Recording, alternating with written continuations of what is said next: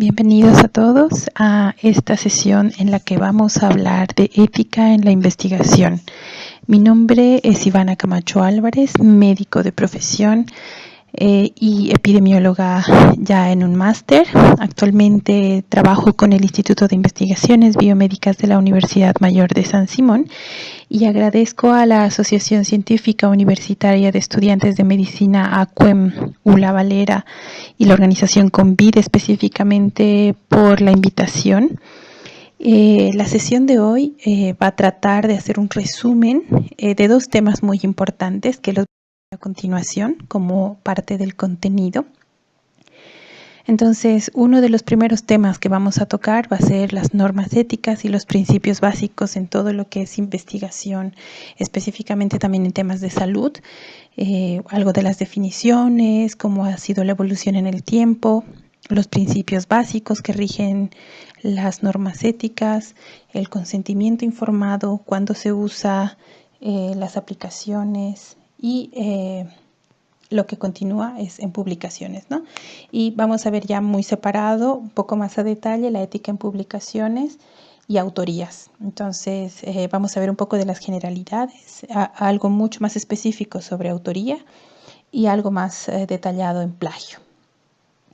Así que damos inicio a la primera parte de lo que son las normas éticas y principios básicos, en los que básicamente vamos a hablar sobre primero la diferencia de cuando uno escucha la palabra ética, además se le viene a la cabeza lo que es la moral, ¿no? Entonces, la ética y la moral están muy unidas, ¿no? Porque, bueno, como ustedes pueden ver en el gráfico, la moral va a ser un conjunto de todo lo que son valores, ideales y normas de conducta, en tanto que la ética por sí misma va a ser la ejecución de esos actos, ya es como de carácter más moral, es como si estuviera incluido dentro de ética todo lo que es moral.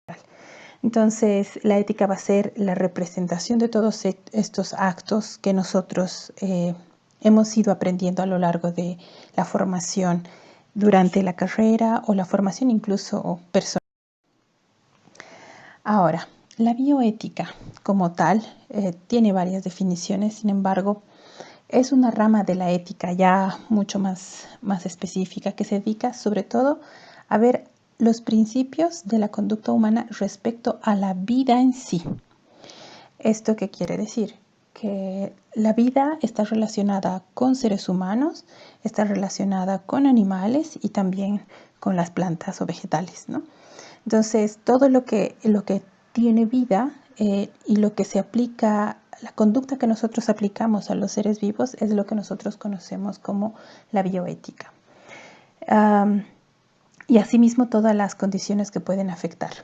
Otra definición también que es bastante clara es este estudio sistemático de la conducta humana como tal en lo que es el ámbito de las ciencias de la vida y el cuidado de la salud. De ahí que es muy importante y se habla de bioética específicamente en todas las ciencias de la salud, examinada a la luz de lo que son los valores y los principios morales. Entonces, el estudio de la bioética o la aplicación de la bioética como tal ha surgido desde ya mucho tiempo antes. Entonces, se tiene desde los orígenes en Egipto y Mesopotamia, en las que se ha tenido como algunas regulaciones ya vinculadas a la medicina, y a Hipócrates, por ejemplo, en los 460, 370 a.C. en Grecia, le debemos la creación o la presentación de lo que es el juramento hipocrático, que la mayoría de los que llevan la carrera de medicina hasta el final realizan antes de ejercer la profesión. Después tenemos en la escolástica lo que es la teología moral, que aborda ya temas de leyes naturales, la conservación de la vida, y el siglo XVII ya tenemos algunos escritos que conjuncionan ambos, ¿no? Abordan tanto lo que es moral relacionado a lo que es medicina. Y podemos decir que en esta época se origina la deontología médica. Entonces, más allá de estos orígenes, ya el término bioética como tal no existía en algún momento. En general, esta disciplina se va a dividir en dos etapas grandes, antes de Potter y después de Potter. Antes de Potter se dice que es todo lo que se menciona anteriormente, todo lo que es juramento hipocrático y la deontología médica, que está muy ligada a la parte de la teología. Y después de Potter, todo lo que viene con el código de Nuremberg, hasta el primer trasplante de corazón que lleva adelante Christian Bernard en 1967. Entonces, hay unos principios básicos que son muy importantes, que no son los únicos, que ustedes probablemente cuando vayan a revisar otros textos o vayan a revisar tal vez más a profundidad el tema de los principios básicos en ética, pueden haber listas hasta de 12 principios, pueden ser muy repetitivos, sin embargo, hay 4 básicos que nosotros debemos recordar como los principales en cualquier investigación científica. El primero de ellos es el respeto por la autonomía, en el que nosotros respetamos esta posibilidad que tiene cada persona o cada individuo que participa de determinado procedimiento o actividad para elegir. Es decir, para decir si quiere participar o no quiere participar. Y esto implica además que no hay limitaciones ni interferencias hacia la persona porque porque la persona tome determinada decisión, nosotros no debemos ejecutar una acción o en contra o a favor, ¿no? Entonces, esto también debe estar muy, muy presente cuando uno aplica este principio de respeto por la autonomía. Cuando hablamos de lo que es beneficencia, beneficencia se va a referir a este principio básico en el que nosotros buscamos el beneficio.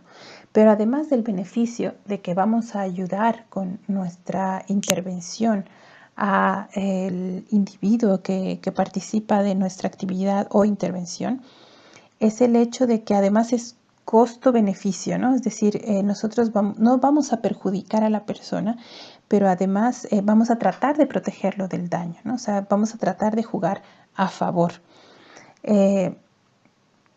Y esto es algo que se tiene que tener presente cuando uno va a realizar llevar a cabo una investigación, porque sí implica una intervención.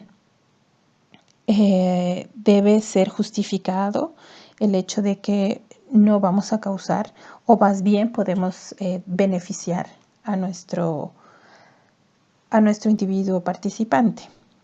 De aquí viene muy ligado lo que sería lo contrario, ¿no? No vamos a causar daño, que es la no maleficencia. Entonces, básicamente aquí promovemos básicamente prohibimos que se va a hacer daño con nuestra intervención, y que si algún efecto se produce a consecuencia de nuestras intervenciones o investigaciones, es que realmente no era intencionado producir esto, ¿no? Y siempre se tiene que aclarar, por supuesto, todos los efectos que puedan estar implicados en la intervención, tanto beneficiosos como adversos que se puedan producir secundariamente, ¿no? Entonces, esto también es otro de los principios que deben estar muy claros al momento de establecer la parte ética de nuestras investigaciones. Y finalmente, el principio de justicia, en el cual nosotros vamos a establecer que va a haber igualdad de condiciones en lo que sean, ya sean costos, beneficios, riesgos, para todos los participantes, independiente, ya sea de su condición social, de sus creencias religiosas o morales, de su, por ejemplo, profesión u otras condiciones que puedan diferenciar a un grupo de personas. Nosotros tenemos que asegurar que todos los participantes de nuestro estudio van a gozar exactamente de los mismos derechos como obligaciones y beneficios, o están expuestos a la misma cantidad de riesgo de alguna manera de lo que representa nuestra intervención. De ahí que estos 4 principios se consideran como los fundamentales, y cuando uno está planteando una investigación deben ser los 4 que indefectiblemente deben estar mencionados al momento de nosotros hacer el planteamiento de nuestro perfil de investigación. Algo súper importante para que estos 4 principios básicos estén además bien establecidos, y esto es sobre todo cuando nosotros vamos a trabajar directamente con los individuos, es el consentimiento informado. El consentimiento informado básicamente acude al primer principio, que es el de autonomía. Este respeto de autonomía en el que nosotros le preguntamos a nuestro participante de si quiere ser parte de la investigación o no quiere ser parte. De ahí que este procedimiento nos garantiza que la persona que participa de nuestra investigación o de nuestra intervención lo hace voluntariamente porque está interesado en los posibles efectos benéficos o en apoyar a los resultados que podamos obtener de la investigación. Entonces, nosotros debemos asegurarnos que nuestro participante comprenda muy bien toda la información que le vamos a dar al momento de explicarle los procedimientos, y esto tiene que incluir todo, ¿no? ¿Cuál es el objetivo de nuestra investigación? ¿Cuáles son los posibles beneficios? ¿Cuáles son los posibles riesgos? ¿Qué alternativas tiene, ¿no? ¿Cuáles son los derechos mientras participa? Y cuáles podrían también ser sus responsabilidades al hacerse parte de un procedimiento de intervención o investigación. Para esto debemos asegurar algunas cosas. Primero, la capacidad del individuo de participar. ¿Eso qué quiere decir? No solo la capacidad de participar, sino de decidir. ¿Por qué? Hablamos en este caso hasta un poco de capacidad mental cuando tenemos el hecho de que la persona es mentalmente capaz de decir acepto o no. Entonces, más adelante vamos a ver que hay algunas excepciones en este punto, pero si la persona es mentalmente capaz y físicamente capaz para lo que nosotros también necesitamos, pues procedemos al consentimiento informado. Otro punto es la voluntariedad, es decir que, bueno, tenemos un grupo seleccionado que puede estar identificado por nuestros criterios de inclusión o exclusión en el estudio, y yo voy a hacerle la propuesta a un determinado sujeto o individuo porque califica con los criterios de inclusión dentro de mi estudio. Entonces, antes de yo decidir que esta persona o este sujeto entra al estudio, yo debo preguntarle. Y esta persona voluntariamente debe aceptar. Aquí lo importante es, como investigador, cuando nosotros hacemos firmar el consentimiento informado, es no obligar o no inclinar al paciente por algunos beneficios que pueda recibir, sino que ser muy transparentes, ¿no? O sea, desde el inicio, nosotros explicarle muy bien todo el contenido, explicarle todos los detalles, y esto que le lleve a una decisión final sin que nosotros hayamos influido en la decisión final. Y esto es muy importante, a lo que nosotros después consideramos como lo más ético dentro de la participación de sujetos humanos, sobre todo, ¿no? Que la información sea muy clara, sea muy precisa y además esté bien estructurada, ¿no? Cosa de que también esté en un lenguaje adecuado, que eso va con la siguiente parte, que es la comprensión, para que lo puedan entender. Nosotros que vivimos en países en los que hay diversos idiomas, ¿no? Entonces, sobre todo idiomas indígenas, esto también se debe considerar, ¿no? Es decir, que al momento de nosotros incluir sujetos de estudio, debemos preguntarles su idioma predominante, su idioma materno, y si en alguna ocasión nos encontramos que gran porcentaje de nuestros participantes tienen otro idioma materno, probablemente además tengamos que incluir un traductor para que nos pueda hacer la explicación más comprensiva en el lenguaje materno para estas personas que desean participar. casi ninguna persona, cuando uno le explica y le dice que la investigación puede tener ciertos beneficios para la persona, sobre todo porque podemos encontrar, no sé, un mejor medicamento, o porque de repente podemos tratar mejor una enfermedad, o que de repente va a estar expuesto a una intervención educativa que puede mejorar otro tema. Entonces, muy pocas veces se tiene la negación. Y ahí obviamente si nosotros tenemos negado el consentimiento, pues claro, o sea, es el derecho de nuestros participantes de decidir no entrar o no. Entonces, con todo esto aclarado, con estos 4 puntos, nosotros recién podemos pasar a hacer la firma del consentimiento informado que va a respaldar la participación de este participante o de este individuo dentro de nuestra investigación. Ahora, el consentimiento informado tiene que tener algunos lineamientos generales bien específicos. Aquí les he puesto el ejemplo de un consentimiento informado para la obtención de una muestra, ¿no? O sea, puede no ser necesariamente una muestra, vamos a verlo un poquito más adelante para qué obtengo el consentimiento informado, pero yo tengo que explicar qué cosa. Primero, el objetivo por el que estoy recolectando, ¿no?, esta información o muestra. ¿Cuál es el método que voy a proceder? Le tengo que explicar bien qué método voy a hacer para obtener ya sea una muestra de sangre, biológica o sus datos, etc. Además, tengo que decirle cómo se lo va a identificar. Nosotros aquí es que aclaramos que siempre va a haber confidencialidad, es decir, que yo como investigadora no voy a publicar nunca los datos con sus nombres y sus apellidos, sino que solamente nosotros vamos a usar una codificación en la fase final, pero que la identidad de nuestro participante siempre va a estar protegida, ¿no? Luego, ¿dónde se van a conservar las muestras o dónde se va a conservar esa información? ¿Dónde, cómo y cuánto tiempo? Aquí es donde le preguntamos si está de acuerdo en participar o no. En cualquier momento, el derecho a la revocación significa que nuestro participante en cualquier momento de la investigación puede decidir dejar de participar, puede decidir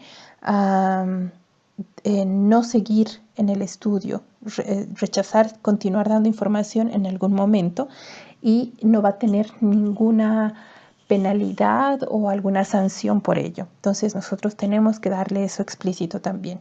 Esto de la confidencialidad que se les mencionaba, que nosotros protegemos la identidad, la sesión, que en algún momento nosotros podemos también determinar no finalizar el estudio por X o Z motivo, y eso también pues incluye que podemos cortar beneficios porque, no sé, se acabó el financiamiento del estudio o cosas así.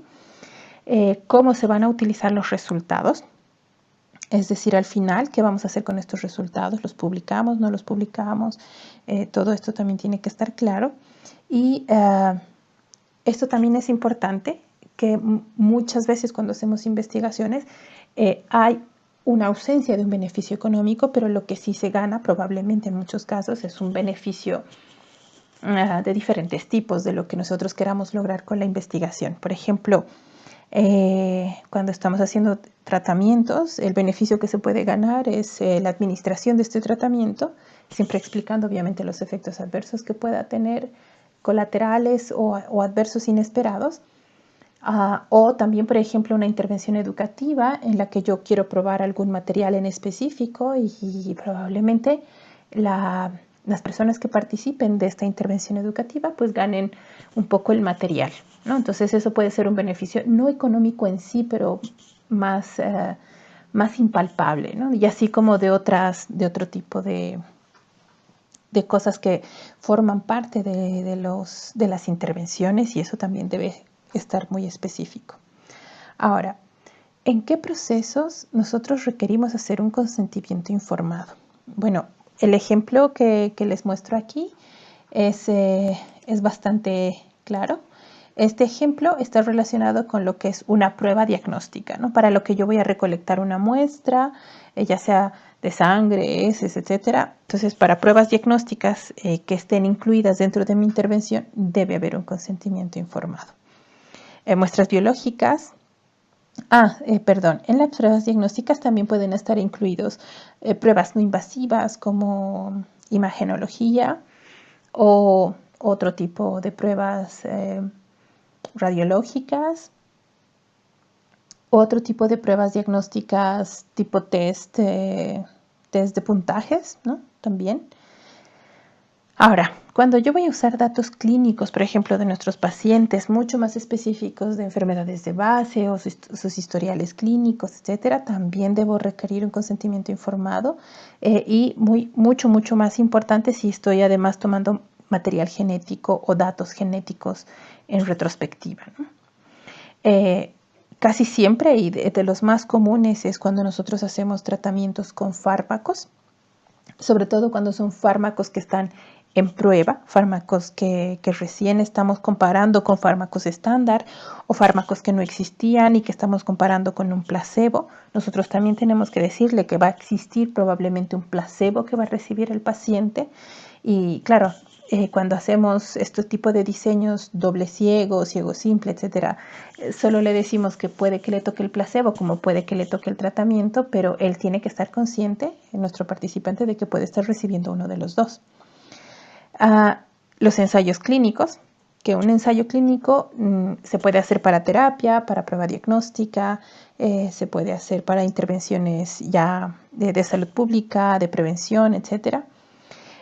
Procedimientos invasivos, y esto es mucho más común sobre todo en los procedimientos continuos, diarios, como las cirugías, por ejemplo, o no sé, estamos probando un tipo nuevo de diagnóstico dentro de las cirugías, también debemos hacerle firmar un consentimiento informado a nuestro paciente, ¿no?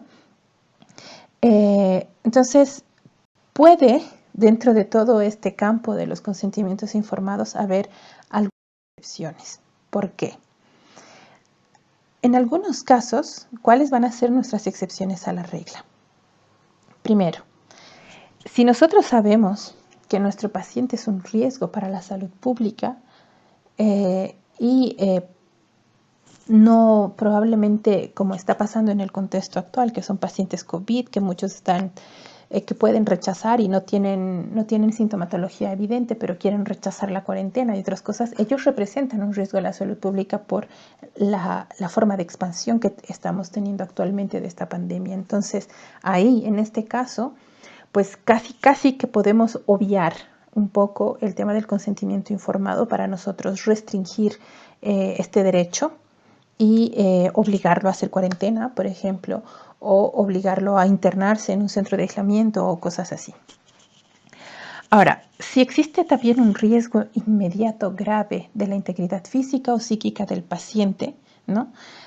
Por ejemplo, en un accidente de tránsito, que nuestro paciente llega inconsciente y tiene que entrar inmediatamente a una cirugía, y probablemente yo no tengo ningún familiar identificado para que esta persona entre a cirugía, pues va a ser un momento clave en el que si estamos entre la línea de la vida y la muerte y este paciente puede salvarse por entrar a cirugía en este momento, como no, entonces en ese caso puedo saltarme un poco el tema del consentimiento informado, siempre y cuando realmente no haya ningún familiar o ningún conocido que pueda certificar que están de acuerdo con la participación o con el ingreso del paciente a una cirugía u otro tipo de intervención, ¿no?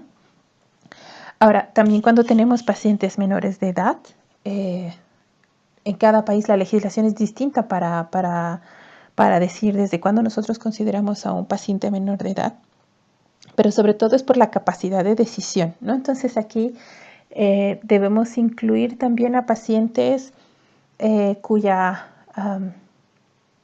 capacidad mental, a pesar de la edad, no es suficiente como para dar la aprobación de participación o no en un determinado procedimiento o intervención. De ahí que, igual que los menores de edad, nosotros hacemos firmar a los consentimientos informados a los que sean los padres, los apoderados o responsables de estas personas que vayan a participar, que no tienen la capacidad de decisión para participar en una determinada intervención o procedimiento. Entonces, el consentimiento informado nosotros lo hacemos con un representante legal y se hace válido con este representante legal en cualquiera de los casos mencionados, sea para un paciente, por ejemplo, que puede causar riesgo en salud pública, para un paciente que está inconsciente y tiene este riesgo grave de su integridad física o psíquica, o para un paciente que no tiene la capacidad mental suficiente como para decidir sobre sí mismo. Entonces tomamos al que sería su representante legal. Estas serían como nuestras excepciones a la regla. Ahora, ¿en qué ámbitos podemos usar la bioética? Si ustedes se dan cuenta, es bastante amplio, pero hay muchos ámbitos en los que está como muy presente, en muchos temas en los que está muy presente y en los que nosotros pues casi no vamos a olvidar mencionarlos, ¿no? Entonces de aquí vamos a ver un poco en todo lo que es el tema de los avances científicos. Todo lo que es nuevo en ciencia tiene que estar respaldado por todo lo que es bioética, ¿no? Entonces, ¿cuáles son estos como temas grandes? Todo lo que son avances en genética, por ejemplo, está todo el tema de lo que está vinculado a la clonación, que es uno de los más polémicos, el tema de lo que es toda la parte vinculada a lo que es nacimiento, etcétera. Luego tenemos a lo que ponga en riesgo también al medio ambiente y al planeta Tierra, porque recuerden que la bioética no solo se aplica en seres humanos, sino también se aplica en los seres vivos. Y en los seres vivos incluimos a los animales, incluimos a las plantas que están en nuestro medio ambiente. Entonces aquí incluso como ustedes pueden ver en esta parte, están el aire y el agua.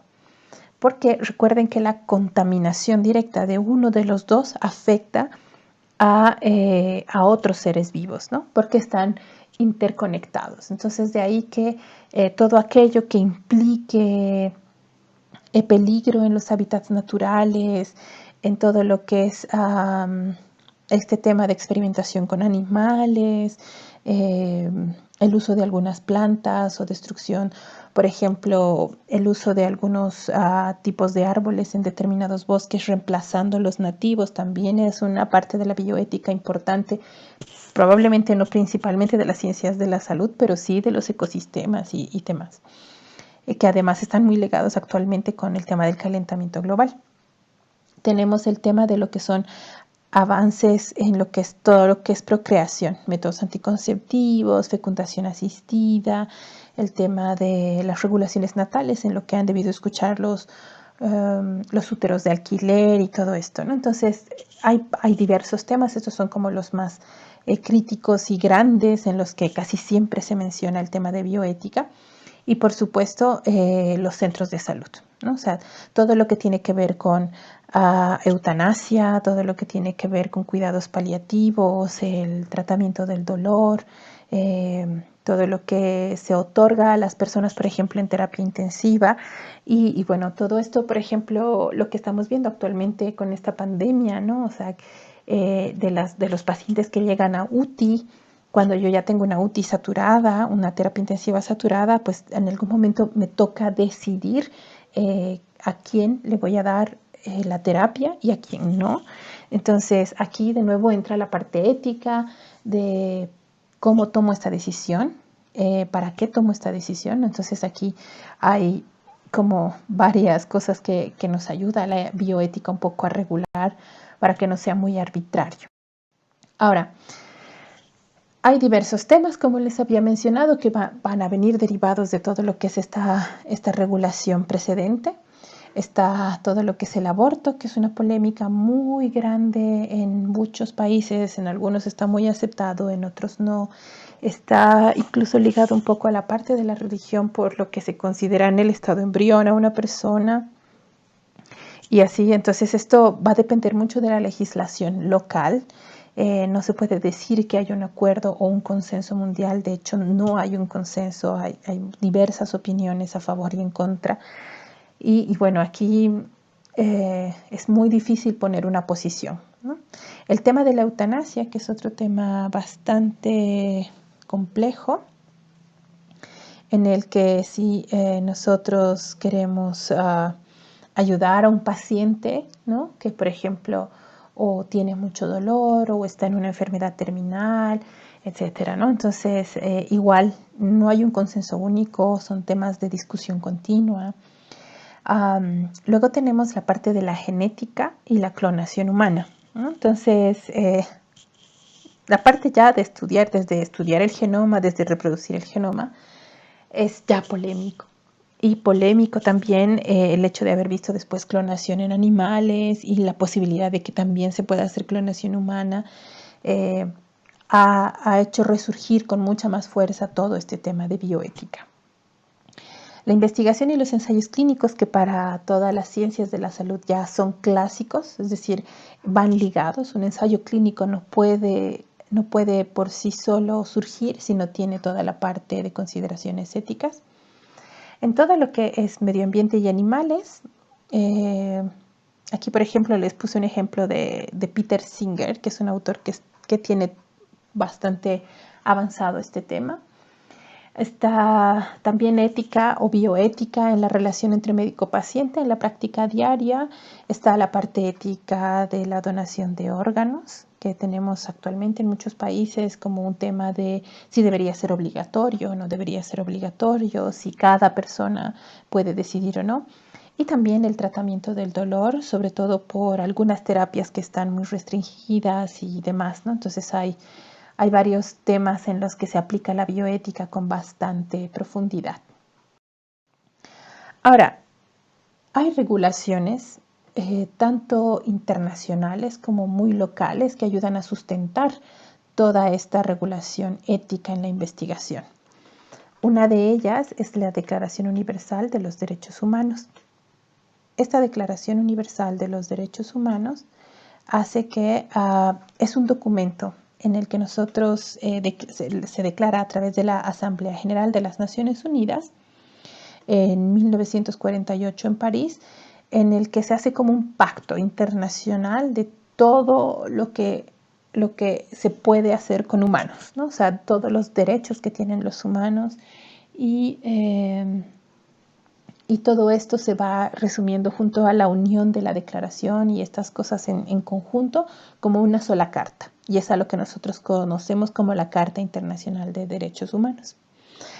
Después, y esto les comentaba cuando les puse el tema de la historia, un poco de la evolución, esta etapa después de Potter, el Código de Nuremberg, surgió ya en aquella época, al final de la Segunda Guerra Mundial, como los principios para la experimentación con seres humanos, que fueron resultado de todos estos juicios postguerra, ¿no? Publicados ya oficialmente en agosto de 1947.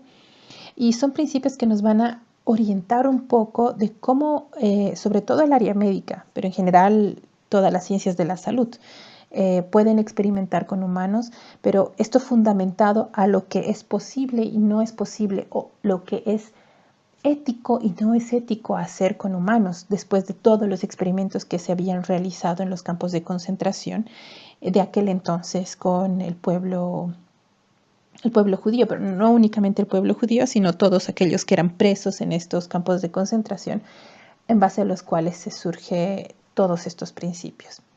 Luego tenemos la Declaración de Helsinki, en la que tenemos a la Asociación Médica Mundial, en la que nos hace un listado de principios éticos que ayudan a guiar a toda la comunidad ética y otras áreas. Y nosotros debemos decir que probablemente es el documento más importante dentro de la investigación ética. Está la Declaración de Tokio en 1975, igualmente por la Asociación Médica Mundial, en la que además se identifica la tortura, ¿no?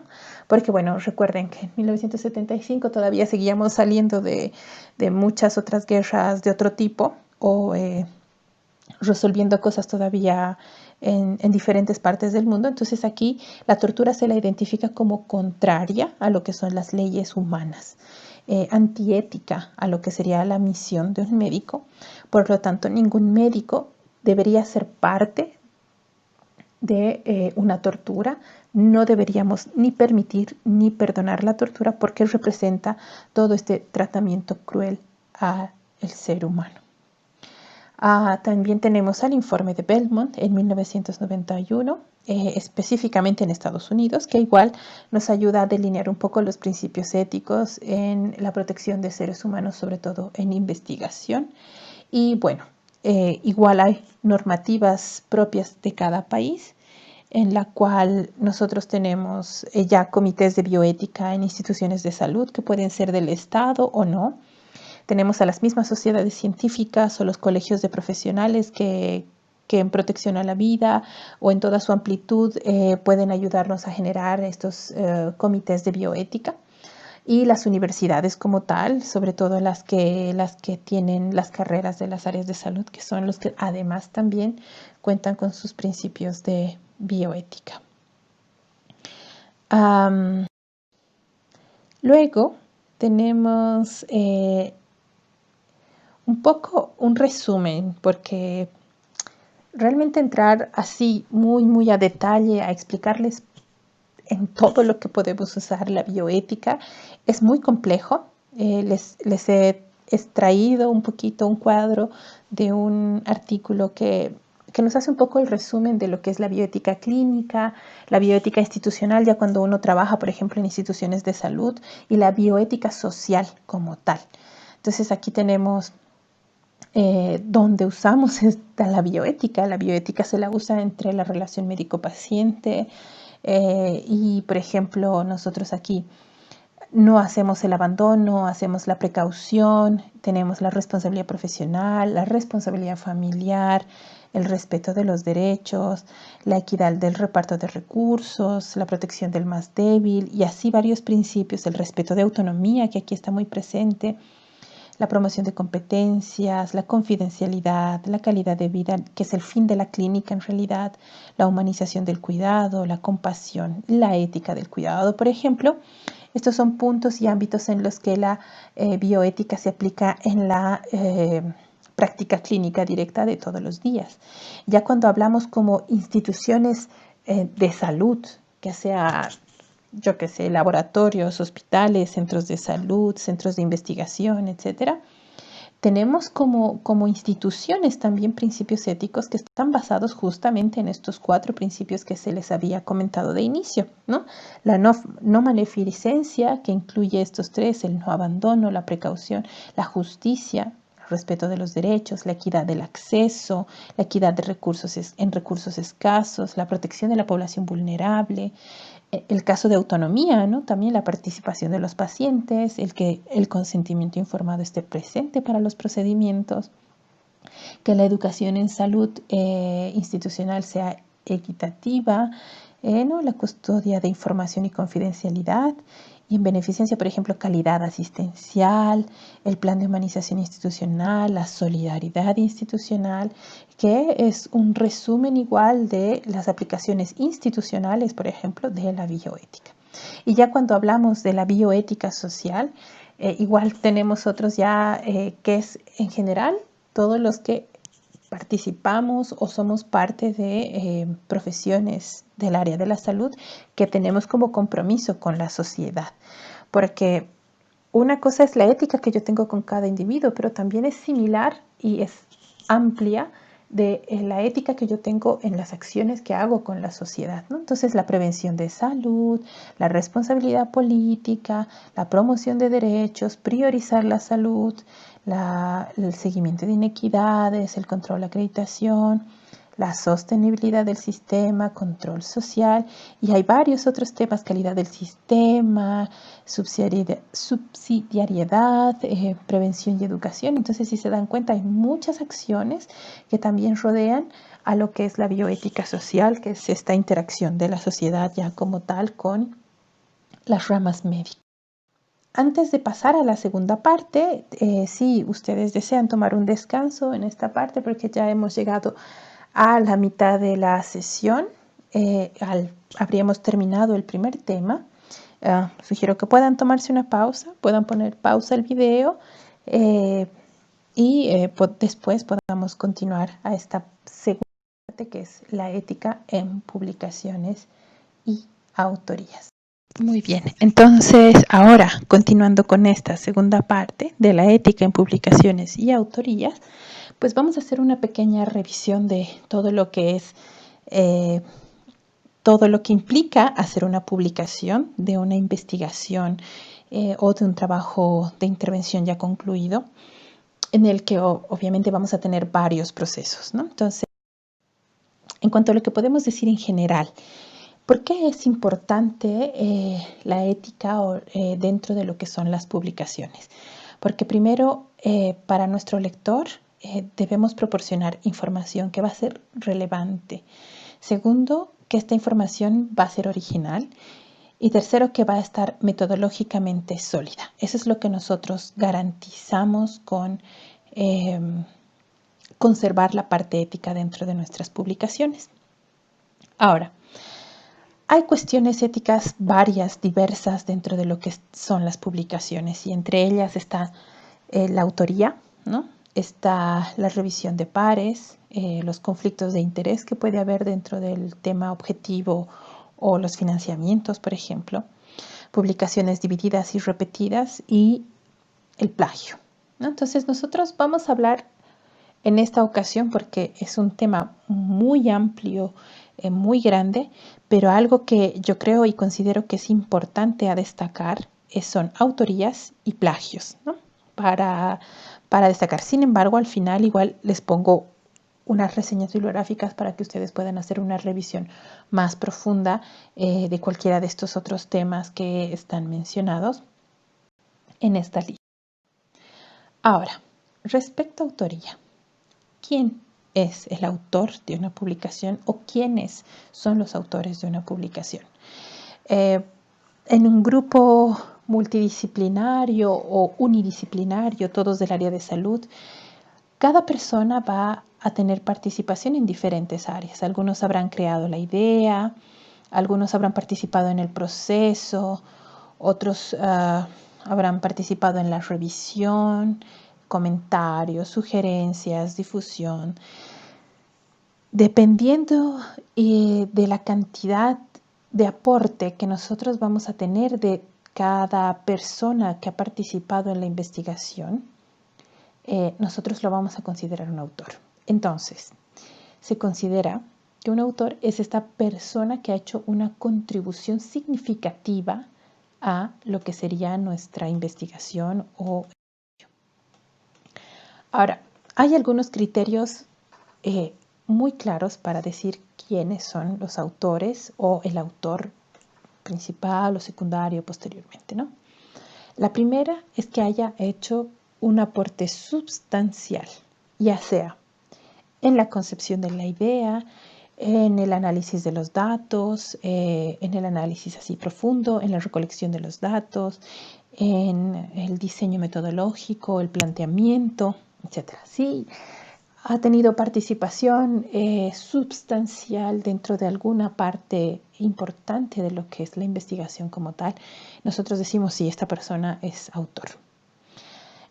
La segunda parte es la parte de la redacción, ¿no? Cuando nosotros, además de haber hecho toda el diseño, la idea, la recolección de los datos y el análisis como tal, hay que redactarlos. Entonces, sí, uno de estos autores ha participado en la redacción, en una revisión crítica en la que nos ha hecho correcciones, nos ha dicho, no, esto suena mejor que esto otro.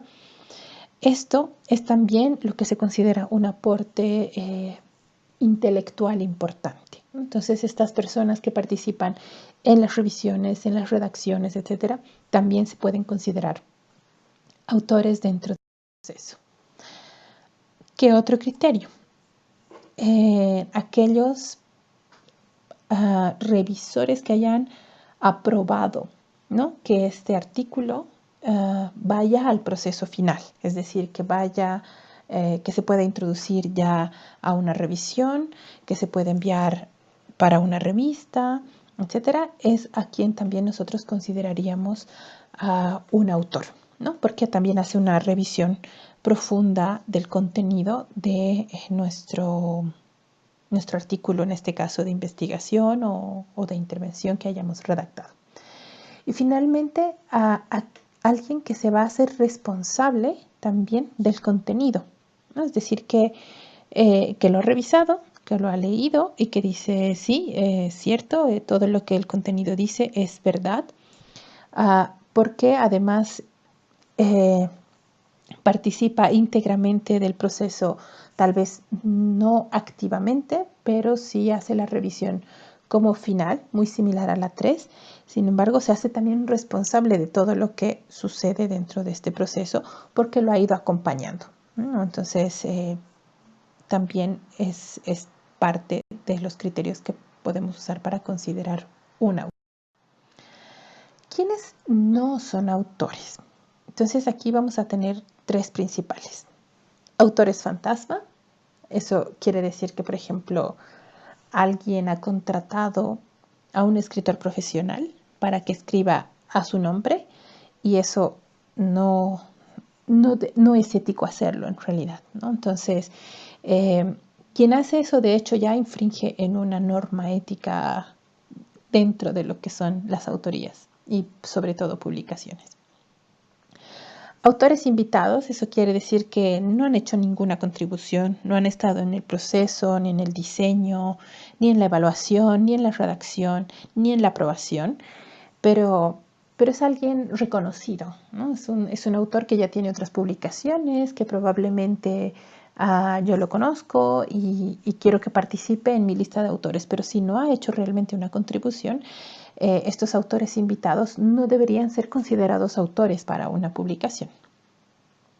Y finalmente estos autores igual honorarios, ¿no? O sea, es, por ejemplo, el jefe del Instituto de Investigaciones, solo porque es el jefe, o alguien que nos ha ayudado un poco con los datos, nos ha dado el permiso de usar, no sé, el director del hospital nos ha dado permiso de entrar a los registros de historiales clínicos, entonces por agradecimiento lo introducimos como autor honorario, pero en realidad tampoco debería considerarse a un autor honorario como parte del listado de autores, ¿no? Entonces esto es algo que también es importante considerar.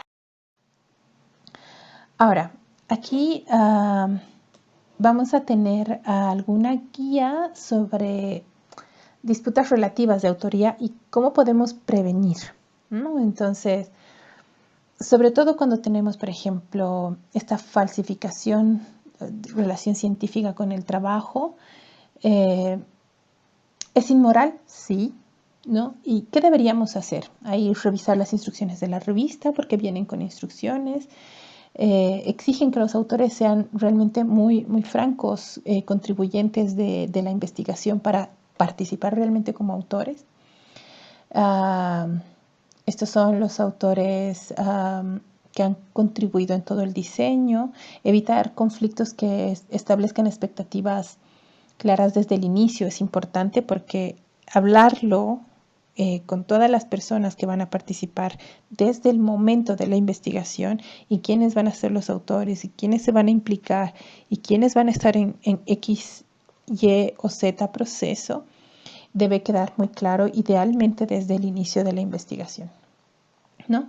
Lo mismo con los autores fantasmas. ¿Se considera inmoral? Sí, se considera inmoral y no se debería reconocer la contribución de un escritor que se considera deshonesto, es decir, que ha contratado a otro escritor para suplirlo, ¿no? Entonces, aquí, de igual manera, todos deben acordar desde el inicio muy claramente los papeles que van a desempeñar dentro del desarrollo del proceso de publicación. Ahora, las autorías honorarias y como invitados igual se consideran inmorales porque no han hecho contribuciones importantes, ¿no? Entonces aquí yo creo que se debe examinar. Más bien acá, en este caso, cuando queremos mencionar a alguien honorario o invitado que, no sé, ha ayudado en algo muy chiquito o es el director del instituto o cosas así, lo que se hace tal vez es ponerlo en agradecimientos, ¿no? O sea, porque ha respaldado la investigación, porque ha ayudado a la gestión. Se puede usar algunos argumentos ahí para mencionar a la persona como un agradecimiento especial sin que realmente esté implicado como un autor, ¿no? Como un autor intelectual de la publicación. Entonces aquí una guía resumen un poco más cortita sobre lo que podría prevenirse en lo que son autorías.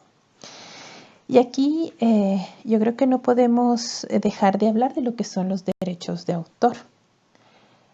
Y estos derechos del autor es este conjunto, ¿no?, que se le asigna a un autor por ley, ¿no? Y pues se pueden dividir en dos. Tenemos estos derechos morales que son atribuibles, ¿no?, son intransferibles. Siempre se debe reivindicar la atribución de la autoría, es decir, quien ha escrito algo, X o Z parte, es autor de esto, ¿no? Entonces, debe conservarse esta propiedad, esto no se puede transferir. De ahí que quienes han hecho realmente un aporte sustancial dentro de la redacción, dentro de la metodología, desde la revisión, etcétera, debe reconocerse ese trabajo como un derecho moral.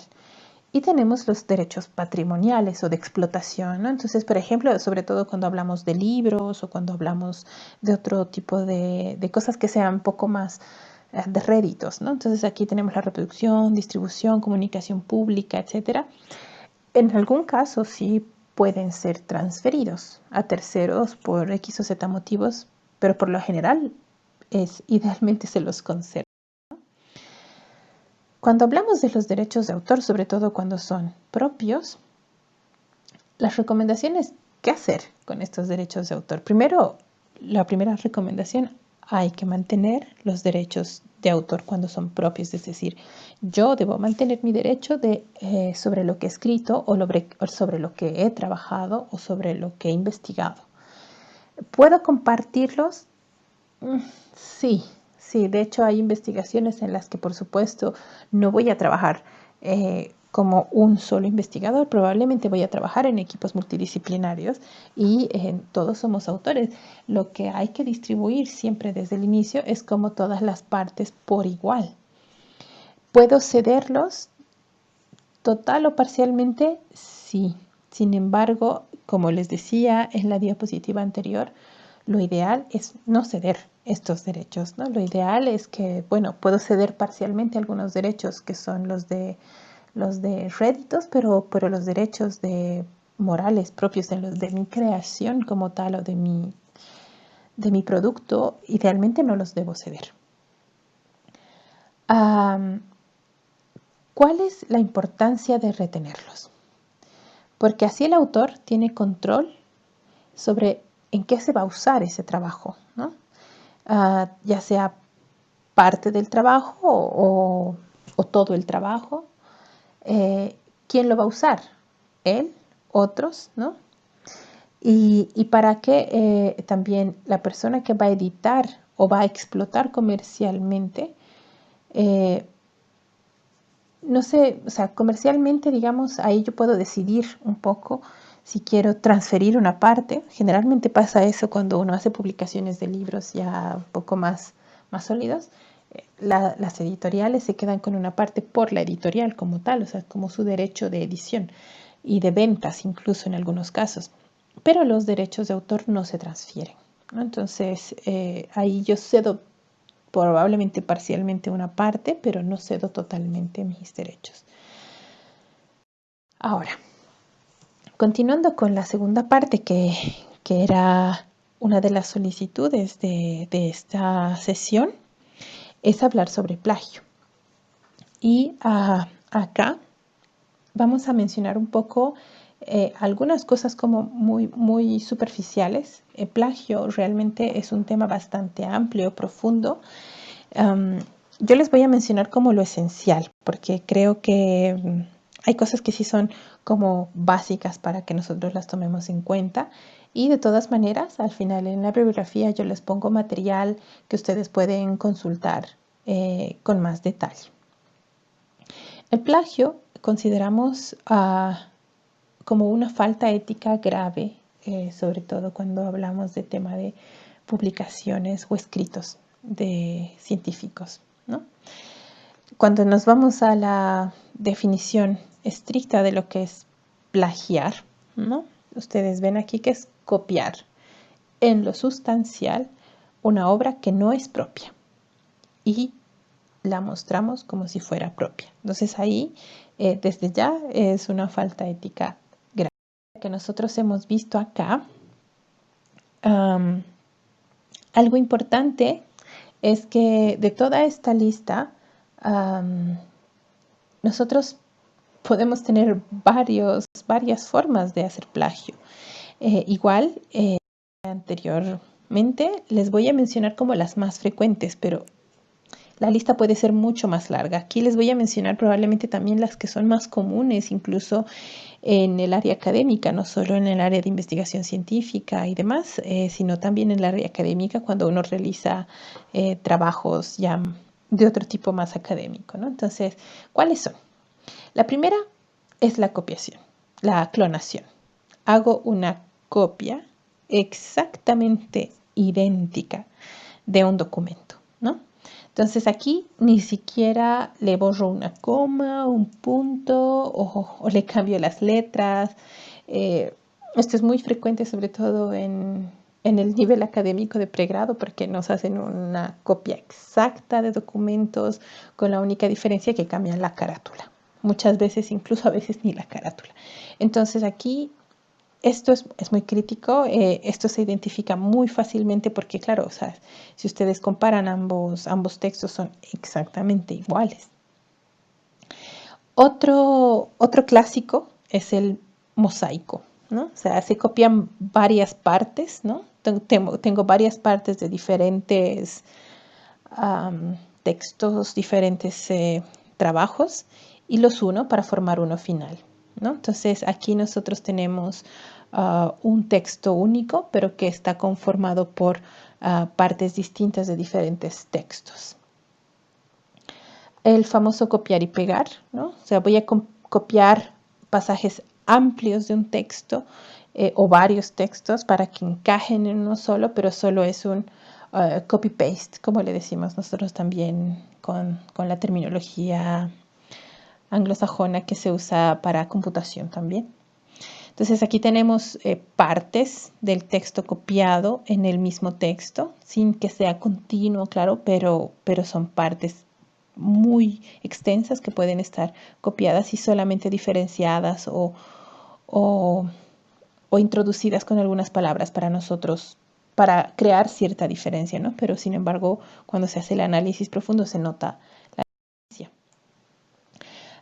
Tenemos el remix, que es hacer una mezcla de varias fuentes y hacer un parafraseo de esas fuentes. Entonces yo puedo tener líneas, ¿no? de esas fuentes en las que yo ni siquiera he cambiado las palabras, pero las he introducido dentro de una oración y así varias lineecitas que pueden estar inmersas dentro de todo el párrafo, que no pertenecen a una fuente única, pueden ser varias fuentes, de ahí el nombre remix, ¿no? O sea, vuelvo a hacer, o también puedo hacer de un solo texto, hacer desarmar, ¿no?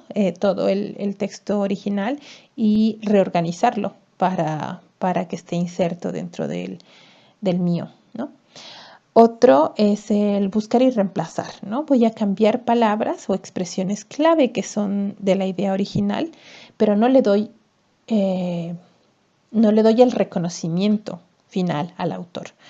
Entonces, acá, por ejemplo, voy incluyendo partes, puedo añadir palabritas en medio para que se suene como un texto distinto o un párrafo distinto.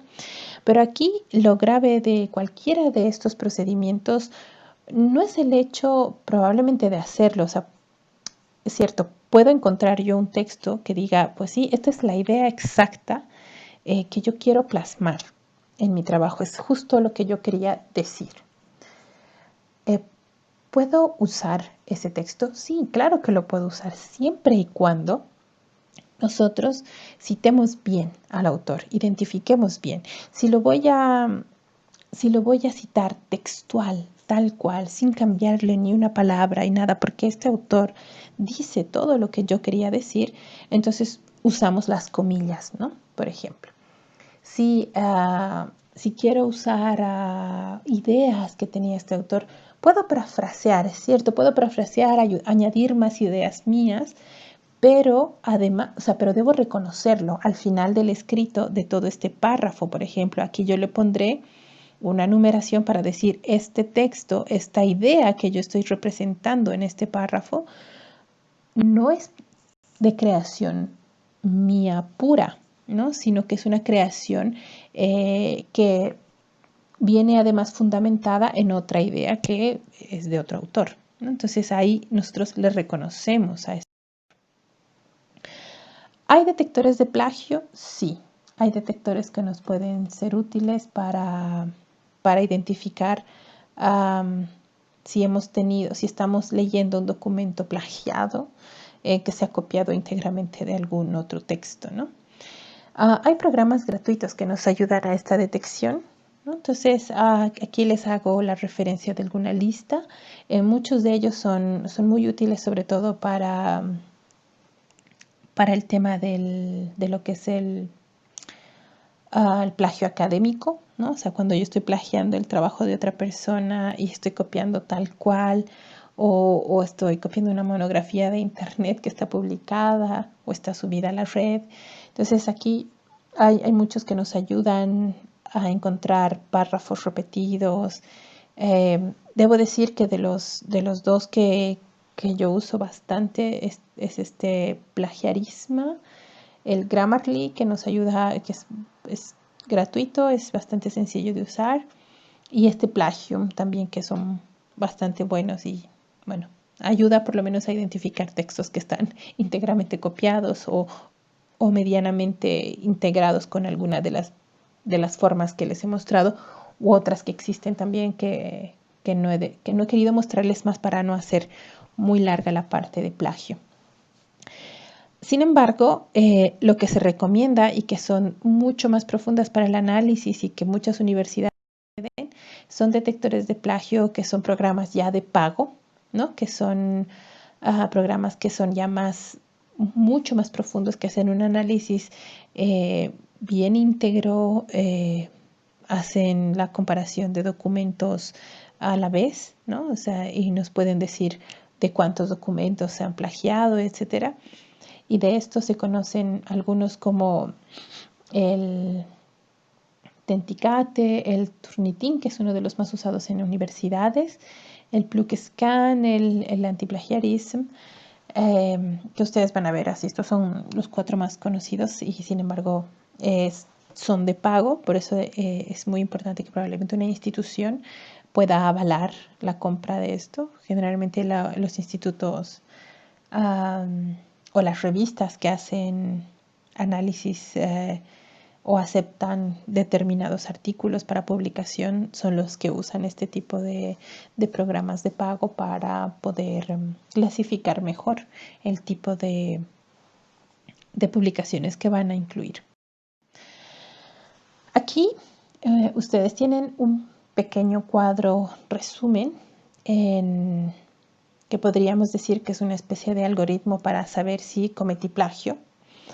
Porque es cierto, puede haber muchas veces que sin darnos cuenta que hacer un determinado procedimiento o copiar una idea y puede que no me haya acordado de que copié esa idea textual y que la estoy cortando y pegando porque la quería transformar después o porque no me quería olvidar.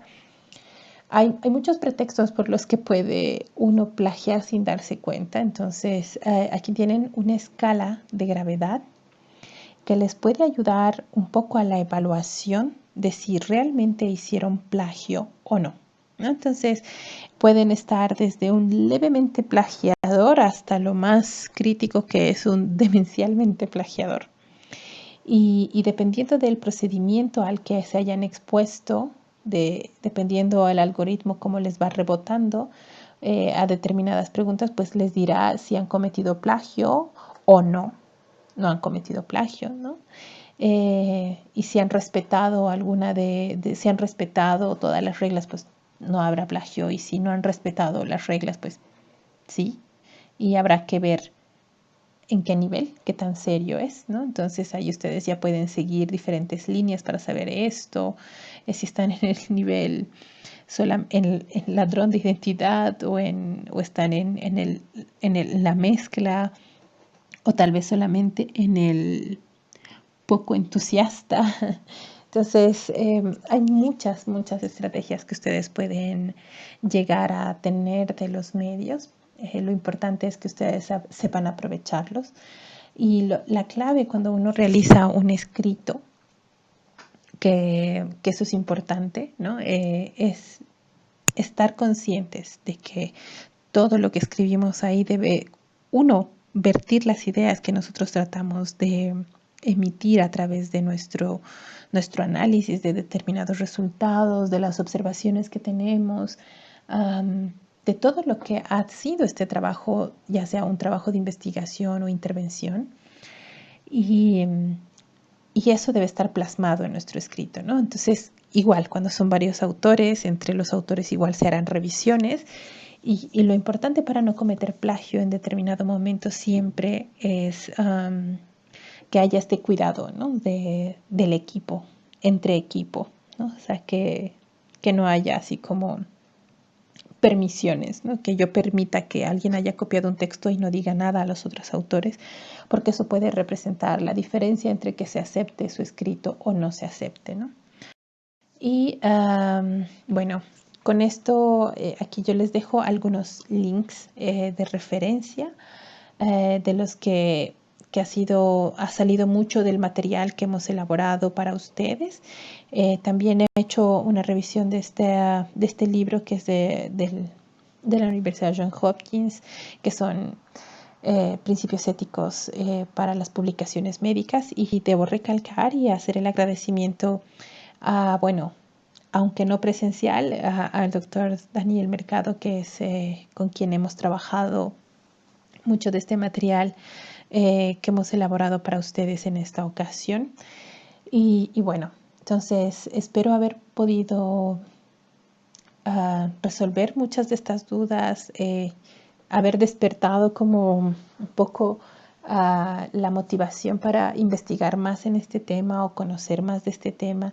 No he querido hacerlo más largo porque es un tema muy amplio y yo considero que ustedes necesitaban como lo esencial y lo más importante para saber de qué cosas tener cuidado principalmente. Y lo otro, que claro, sobre lo que les he comentado puede haber mucho más. Y claro, es importante previo a hacer cualquier procedimiento, pues hacer una revisión muy conciencial, no solo personal, sino también en equipos de investigación, ¿no? Entonces, con esto les agradezco mucho su atención. Quería dejarles esta frase que, bueno, hablábamos de la ética y la moral durante la sesión que ha sido larga y extensa, pero es importante que todos estos valores que nosotros vertimos a través de nuestra conducta, pues son huellas, ¿no? Que van a quedar y que es lo que prácticamente nos hace buenos profesionales y hace la diferencia entre buenos o malos profesionales. Les agradezco mucho a todos por la atención de esta sesión y pues quedo atenta a consultas y dudas que a través de los organizadores les haré llegar mis datos por si ustedes requirieran más información o material de apoyo para este tema. Muchas gracias.